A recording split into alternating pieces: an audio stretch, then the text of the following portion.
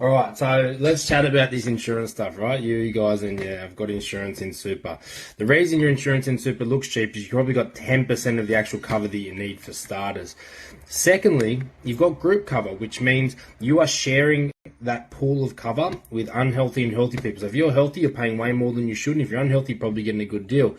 But you've never taken a medical questionnaire for that cover that's default in there, which means you will not know if you're covered until when you go to claim. Then the insurer will go, hang on a second, even though you've been paying all these premiums, let's check your medical history, and then they can often decline you, meaning you've paid for premiums that didn't cover you in the first place. On top of that, they're also non-guaranteed renewable, usually, which means at any time the contract that you thought you entered into, if the reinsurer or the insurer wants to change it, it can change, meaning that something you were covered for in the past, you're not covered for now, and they don't need to renew your contract. With advisor or retail cover, once you decide to pay and sign up, they can't go back on their word.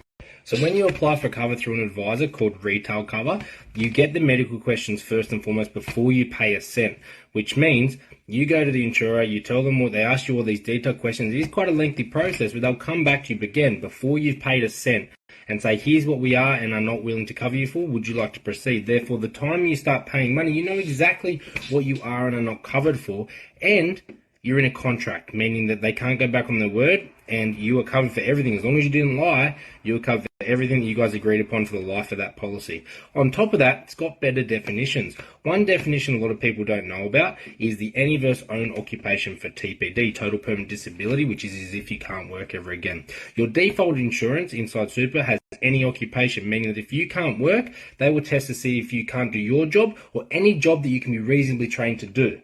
And that's not income tested, meaning they could just sit you behind a phone and make you answer phone calls, doesn't matter how much you need to earn, versus own occupation, which is you can't do the job you're doing